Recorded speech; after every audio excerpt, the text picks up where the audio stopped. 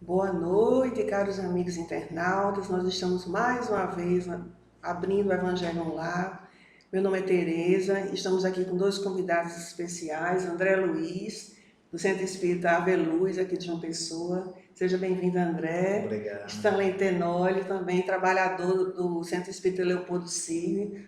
Muito prazer por ter vindo, muito obrigada pela presença. Então vamos, nesse instante de paz e de luz, vibrar pelo Evangelho de Jesus e vamos iniciar dentro do capítulo 3. Não saiba o que é a vossa mão esquerda, o que dê a vossa mão direita. Nós vamos iniciar as instruções dos Espíritos com o tema caridade moral e a caridade material. Então, para isso, a gente vai iniciar com a prece que André Luiz vai fazer, para a gente entrar no tema verdadeiramente. Pode fazer, André? Prece? Sim, claro. Busquemos, neste momento, rogar a presença de Jesus, neste momento de aprendizado do Evangelho, que possamos todos juntos alimentar os nossos corações com as lições imortais trazidas pelo Cristo e que estejamos, ao final, melhores, mais conscientes, buscando vivenciar cada mensagem que vai ser trabalhada na noite de hoje. Graças a Deus. Graças a Deus, meus irmãos. Então vamos dar início ao tema da noite de hoje. Peguem o Evangelho segundo o Espiritismo, no capítulo 13, para acompanhar junto conosco. Caridade material, caridade moral, item 9. Nós vamos ler esse item 9, que é da irmã Rosália. Coincidentemente, é uma irmãzinha de caridade, quando ela esteve aqui na Terra. É uma pessoa altamente caridosa e benfeitora. Então, ela nos traz uma mensagem muito profunda que a gente vai começar a ler nesse momento. Então, vamos vibrar com Jesus e com a espiritualidade amiga. Caridade material, caridade moral. Item 9. Amemo-nos uns aos outros e façamos aos outros o que quereríamos que nos fizessem eles. Toda a religião, toda a moral se acham encerradas nesses dois preceitos. Se fossem observados neste mundo, todos serias felizes. Não mais aí ódios nem ressentimentos. Direi ainda, não mais pobreza, porquanto, do supérfluo da mesa de cada rico, muitos pobres se alimentariam, e não mais verias, nos quarteirões sombrios, onde habitei durante a minha última encarnação, pobres mulheres, arrastando consigo miseráveis crianças a quem tudo faltava. Ricos, pensai nisto um pouco. Auxiliai os infelizes o melhor que puderdes. Dai, para que Deus um dia vos retribua o bem que houverdes feito, para que tenhais, ao sairdes do vosso invólucro terreno, um cortejo de espíritos agradecidos, a receber-vos no limiar de um mundo mais ditoso. Se pudesses saber da alegria que experimentei ao encontrar no além aqueles a quem, na minha última existência, me fora dado servir. Amai, portanto, o vosso próximo, amai-o como a vós mesmos, pois já sabeis agora que, repelindo um desgraçado, estareis, quiçá, afastando de vós um irmão, um pai, um amigo vosso de outrora. Se assim for, de que desespero não vos sentireis presa ao reconhecê-lo no mundo dos espíritos? Desejo compreendais bem o que seja a caridade moral, que todos podem praticar, que nada custa, materialmente falando, porém, que é a mais difícil de exercer-se. A caridade moral consiste em se suportarem umas às outras, as criaturas, e é o que menos fazeis nesse mundo inferior, onde vos achais por agora encarnados. Grande mérito há, crede-me, em um homem saber calar-se, deixando fale outro mais tolo do que ele. É um gênero de caridade isso, saber ser surdo, quando uma palavra zombeteira se escapa de uma boca habituada a escarnecer. Não vê o sorriso de desdém com que vos recebem pessoas que muitas vezes, erradamente, se supõem acima de vós, quando na vida espírita, a única real, estão não raro muito abaixo. Constitui merecimento, não do ponto de vista da humildade, mas do da caridade, porquanto não dá atenção ao mal proceder de outrem. É caridade moral. Essa caridade, no entanto, não deve obstar a outra. Tende, porém, cuidado, principalmente, em não tratar com desprezo o vosso semelhante. Lembrai-vos de tudo o que já vos tenho dito. Tende presente sempre que, repelindo um pobre, talvez repilais um espírito que vos foi caro, e que, no momento, se encontra em posição inferior à vossa. Encontrei aqui um dos pobres da terra, a quem, por felicidade, eu puder auxiliar algumas vezes, e ao qual, a meu turno, tenho agora que implorar auxílio. Lembrai-vos de que Jesus disse, de que todos somos irmãos, e pensai sempre nisso, antes de repelirdes o leproso ou o mendigo. Adeus. Pensai nos que sofrem e orai. Irmã Rosália, Paris, 1860. Que mensagem grandiosa, não é, Stanley? É extraordinária, sem dúvida. O contexto do Evangelho, no sentido de nos apresentar a boa nova, é sempre um desafio extraordinário para a criatura humana, porque extraímos do texto, em breve passagem, razões para profundas reflexões com efeitos no campo das atitudes.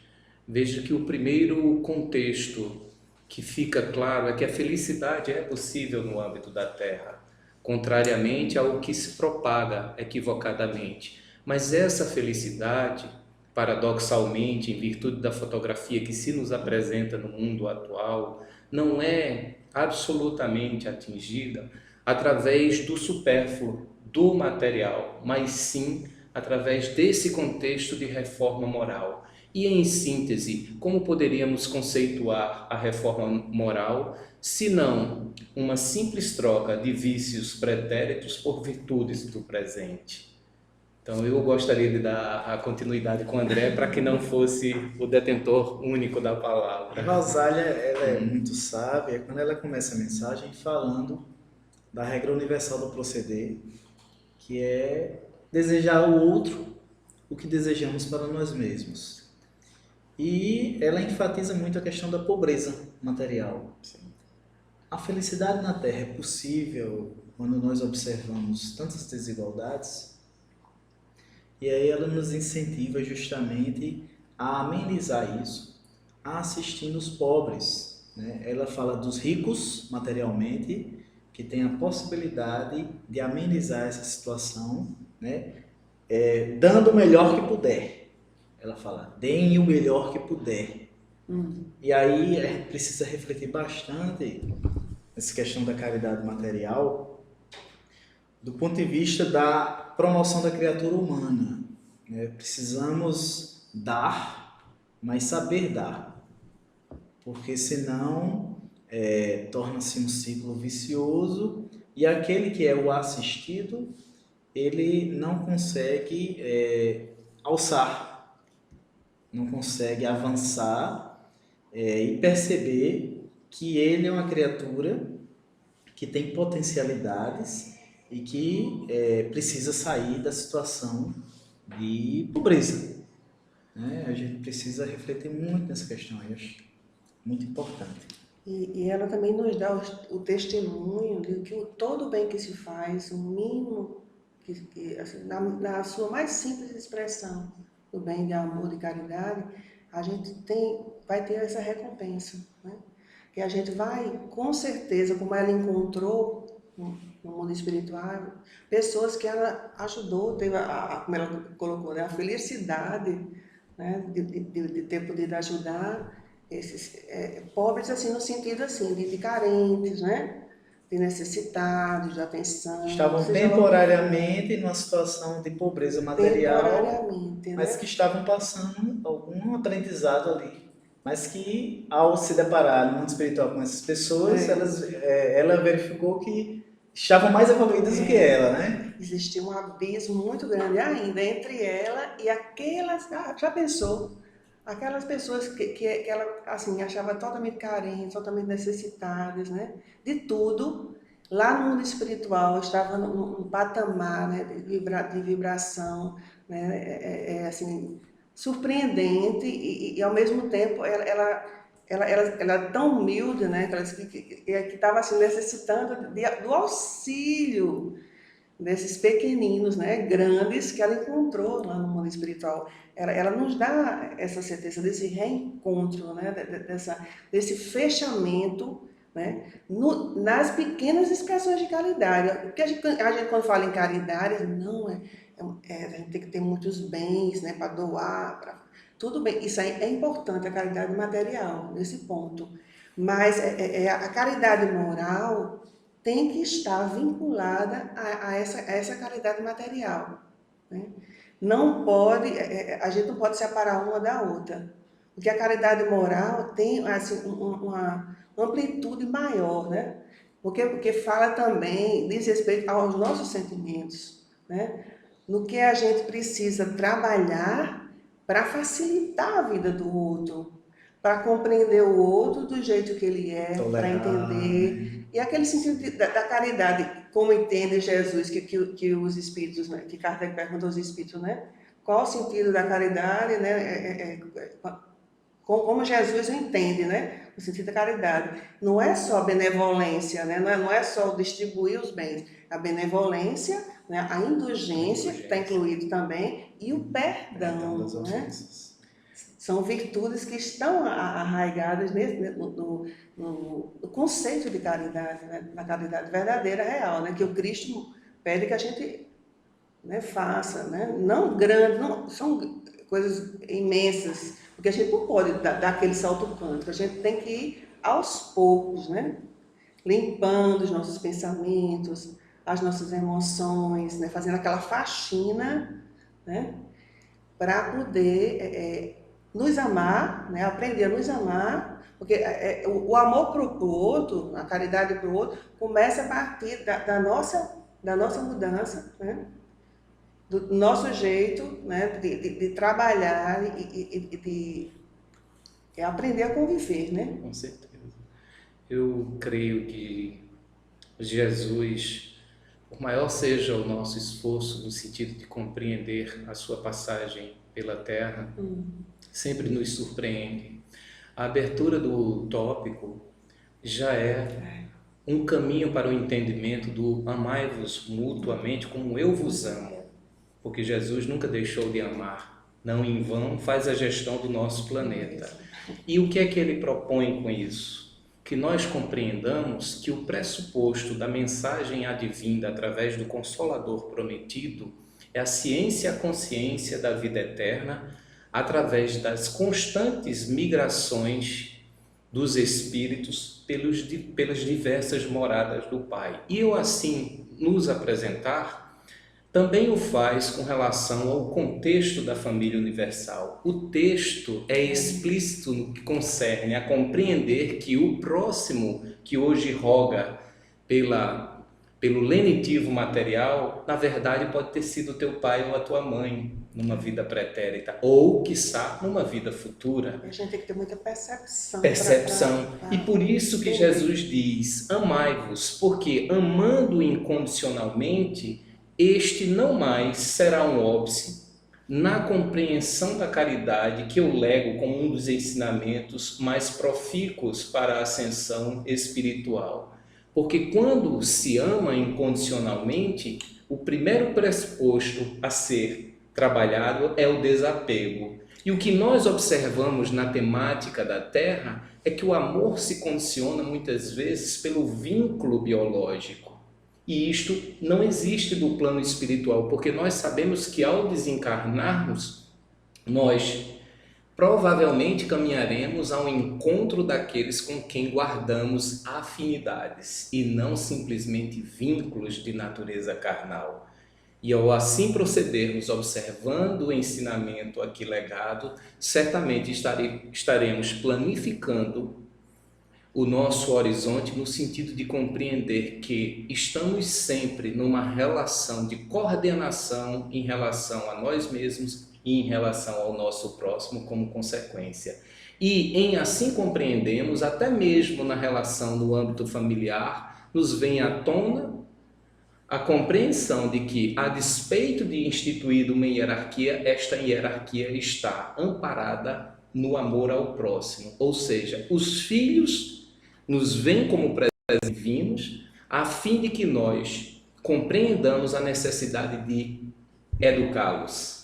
E ao nos propormos educar ao filho, passamos a nos educar mutuamente, porque é uma ida e vinda de fluidos de amor. Eu também me veio a lembrança, quando a gente está falando dessa junção de caridade material e caridade moral, a figura de Estevão, quando adentrou a casa do caminho e estava numa condição muito periclitante, em situação de assistido, né? Estava doente, né? Faminto, e aí os irmãos do caminho, como eram chamados, aqueles que propagaram a mensagem genuína de Jesus, o acolheram e deram a ele toda a assistência necessária, desde a assistência material, o medicamento, o alimento, né? A dormida, e também, simultaneamente, eles deram assistência moral, né? Vivenciaram a caridade moral, promovendo Estevão, né? Promovendo a criatura humana. É importante a gente ter essa percepção no lidar do dia a dia com as pessoas, né? Na comunidade. Esse é o sentido da caridade, né? Que o Espiritismo nos dá, né? No centro espírita, em qualquer situação, no trânsito, na família, em todas as situações, nós devemos estar atentos para essa. Na verdade, não existe um limite entre uma e outra, né? Caridade material e caridade moral, elas, como você mesma disse, elas estão umbilicalmente ligadas.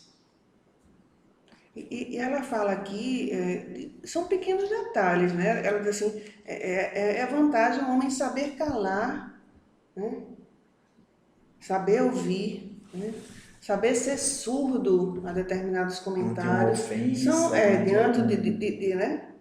É a quebra do paradigma ação-reação e a instituição do ação-ação. Então, se eu estou sendo agredido, melhor é silenciar. Para que esta cadeia de idas e vindas não promovam ainda mais o contexto de iniquidade que predomina no nosso meio. Então, ao nos colocarmos nessa situação, com certeza estaremos exercitando o contexto caritativo propagado pelo texto, indubitavelmente. Porque é muito difícil trabalhar a amplitude do ego. Mas ela diz aqui que não é impossível. Ela nos dá aquela expectativa, aquela esperança, que a gente com um pouquinho de vontade, né? Com certeza. A gente vai aos poucos, né, trabalhando esse sentido de caridade. E o Espírito Protetor, lá na frente, né, ele fala que a gente pode fazer caridade através de pensamento, palavras e ações. Né? É uma amplitude, né? Sim. Porque nós precisamos compreender que a vida primária é a vida espiritual e não a vida no corpo biológico, né? E quando nós fazemos a reflexão à luz da vida espiritual, logo nós compreendemos que o pensar já é agir, já é ação. Então, se nós temos a capacidade de conter esse pensamento no sentido de não enviar ao próximo uma mensagem que guarde equidade com aquela que recebemos, salvo se for uma mensagem de amor, de paz, de harmonia, mas se for uma mensagem contrária a esse contexto, melhor é silenciar e compreender que um momento adequado virá para que esse irmão possa refletir e, consequentemente, como nós, redirecionar. É mesmo. E ela fala muito, né, na questão da tolerância, né? Sim, sim. Tolerância, né? Também a questão do preconceito, né? Que a gente não deve, né, pré-julgar as pessoas. Com certeza. Né? A gente nunca sabe o que está por trás daquela imagem, daquela personificação, né? Não esquecendo que o Decálogo já propagava essa reflexão. Não julgueis para não ser julgados, porque é impossível adentrar o campo mental do próximo. O que nós colhemos são efeitos daquele ato que foi realizado, mas nós não conhecemos a causa. E por não conhecermos a causa, poderemos incorrer em um julgamento absolutamente equivocado, né? Nos colocando como se o pai, de fato, como se fôssemos de pai, como se fôssemos o pai de fato, né? Porque só ele nos conhece em total amplitude, conhece os nossos pensamentos, conhece as nossas ações, ainda que não materializadas, mas concebidas. Na verdade, o trabalho principal é dentro da gente, né? A gente trabalhar o desapego, como você falou, né? A questão de você se desprender, você pensar, né? Se achar como espírito imortal, que nós somos, né? Uhum. A gente tem que trabalhar muito isso, né? O desprendimento das coisas materiais e achar que o outro, a gente se equivoca, né? Achar que o outro, um filho, é a continuidade da gente. Uhum. Né? A gente peca muito por isso, a gente erra muito, né? De achar, né? de querer mudar o outro. A gente não tem como, a gente tem que, né? Compreender, né? Compreender que ali, né, se encontra um espírito com toda a história, né? Devido que a gente não sabe, né? Ninguém sabe de onde veio, né? E para onde vai depender do presente, né? O que a gente construi no presente. Então a gente tem mais que largar, né? É preciso compreender que os filhos orientar, não são nossos, né? Orientar, mas soltar, né? Dar a mão, né? Na hora que precisa, mas soltar no momento certo. Os filhos, não na realidade, fácil. São de Deus, assim como nós. São né? de Deus. Nós estamos na condição de exercer a paternidade com fins de conquistarmos virtudes através dos desafios inerentes ao contexto familiar. E você tocou numa palavra que é, eu diria, uma das maiores virtudes a ser refletida no âmbito familiar: tolerância, né? Hoje nós estamos assistindo à fragmentação da família em virtude da não compreensão dessa tolerância. E por que tolerância? Porque só o amor tolera. Quem não ama não é capaz de tolerar. E se a proposta de Jesus descrucificado é o amor, então por qual razão insistimos em percorrermos um caminho obscuro, um caminho permeado por dores, um caminho que nos faz muitas vezes nos encontrarmos com a desesperança? Esta é uma reflexão que cada um deve exercer no seu ímã.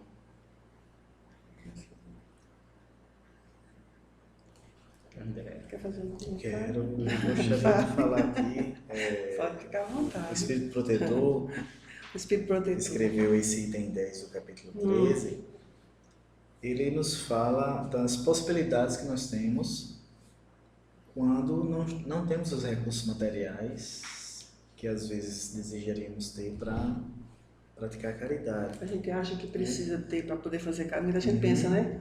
Tinha que ter muito dinheiro para ajudar. Você até falou, né? Dos pensamentos, as palavras e as ações. Né? Os pensamentos, orando pelos que sofrem, orando pelos pobres abandonados, ele menciona aqui, né? Por palavras, dando os bons conselhos. E aí ele cita aqui algumas situações de necessidade. Ele fala, por exemplo, para que nós, espíritas, falemos o quanto é bom o espiritismo para nós, o quanto nos torna melhores, o quanto nos torna felizes. Né? Propagar isso. né? A gente precisa expandir a alegria que a doutrina nos causa. Fala-se aqui sobre a velhice. Aquele que está na idade, né, próximo ao desencarne e que está sem esperanças. Vamos lá. Ele faz um contraponto aqui. Né? O idoso falando, é inútil, estou no fim da minha jornada, morrerei como eu vivi. Aí ele diz, dizei, Deus usa de justiça igual para com todos nós. Lembrai-vos dos obreiros da última hora. Ou seja, sempre é tempo de renovar os destinos, nunca é tarde. Dar Né? ânimo, né? Dar ânimo às pessoas, para irem avante, terem esperança. Fala das crianças também que, porventura, estejam se encaminhando por caminhos tortuosos, né? Fala-se também não, vamos abordar as crianças também. A questão da evangelização, importantíssimo, né? O Evangelho de Jesus, né? Porque aí a gente vai trabalhando. E a gente tem que voltar ao ponto, né? Depois eu falo, depois de um comentário aqui, que é Hernândia Rosa, não é isso mesmo, Diego? Diego está transmitindo aqui hoje. Bem-vindo, Diego, ao nosso grupo de estudo. Ela diz o seguinte, a fragmentação familiar vem do desamor, com certeza. Né? Perfeito. Hoje, as pessoas, como é que eu posso dizer? Entendeu? Uma palavra para definir. Não se suportam mais por pouca coisa. Não precisa muito, né, para as pessoas se afastarem umas das outras. Isso é muito triste, né? Eu acho interessante o que o André acabou de ressaltar no texto. A questão da proximidade da velhice, como que sendo um fator gerador da desesperança, como se não fosse possível transformar mais. Mas, a partir do momento que compreendemos a vida como perene, a pluralidade existencial... Seria uma etapa só, né? Seria só uma etapa. E aí nos faz remissão ao desculpismo mencionado por seu irmão André Luiz na obra Missionários da Luz, que ele ressalta isso na jovialidade, dizendo, eu sou muito jovem ainda, né? E na velhice eu já sou muito velho. Então nós vivemos esse paradoxo e esquecemos o gesto sublime de Jesus crucificado a dialogar com aquele que fora excluído do próprio contexto social pela prática do roubo, o ladrão.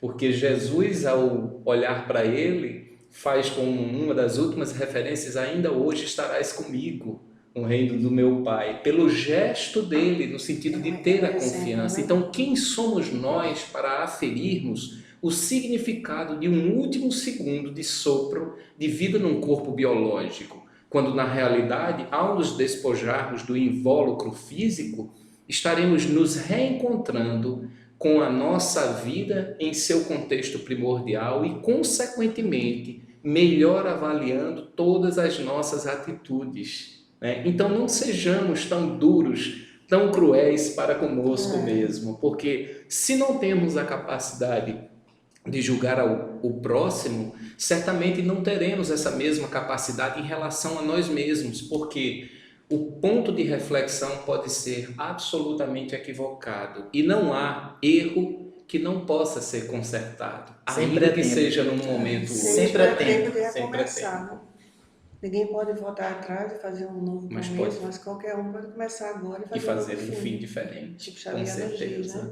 E a gente tem que lembrar que todos nós, né, temos a essência divina dentro de nós, né?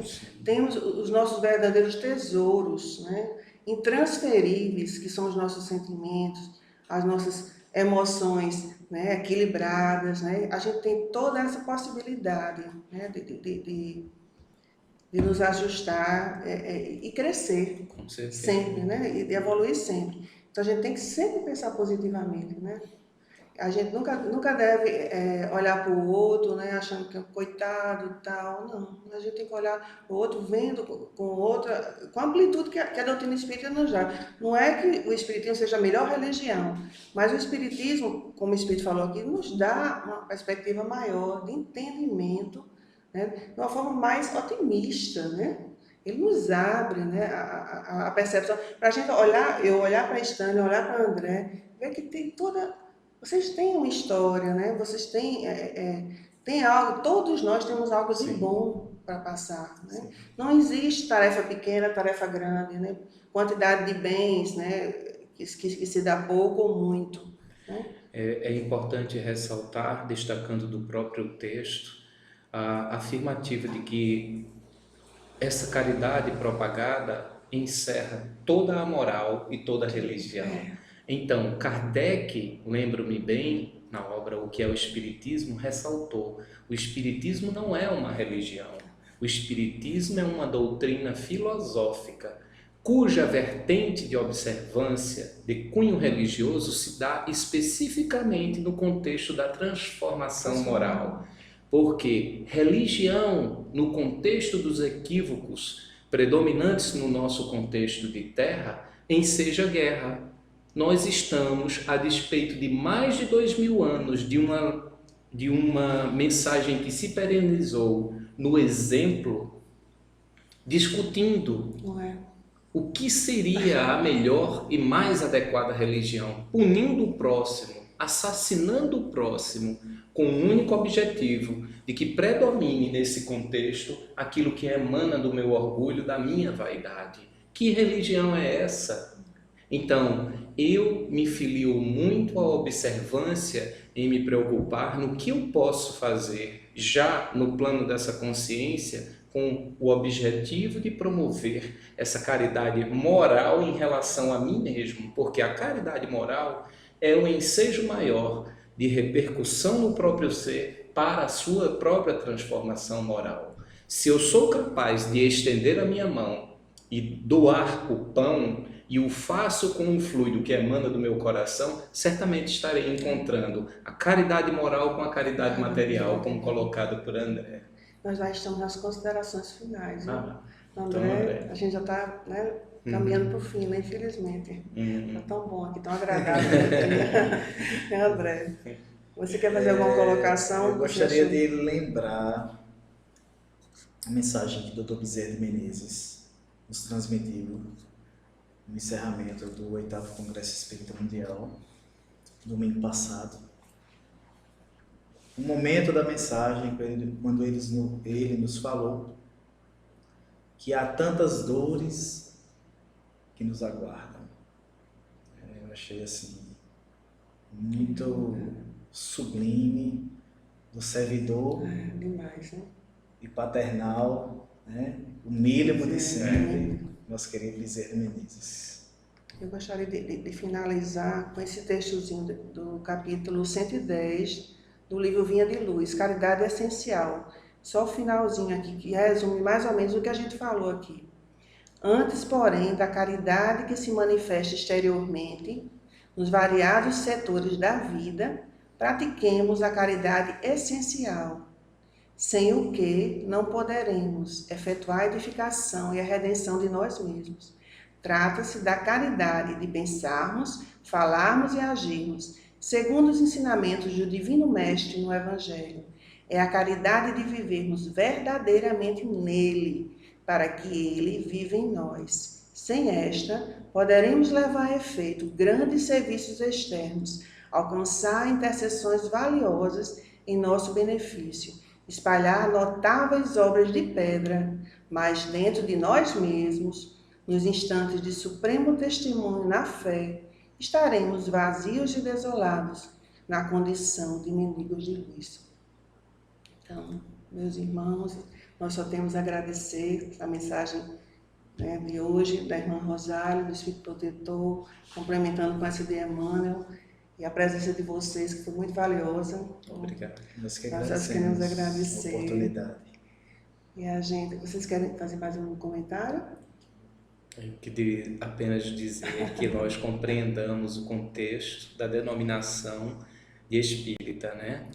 Domar as más inclinações e lutar por se transformar moralmente, compreendendo que não são as palavras belas que emanam de uma boca que promove a transformação, mas o comportamento observado a arrastar a multidão.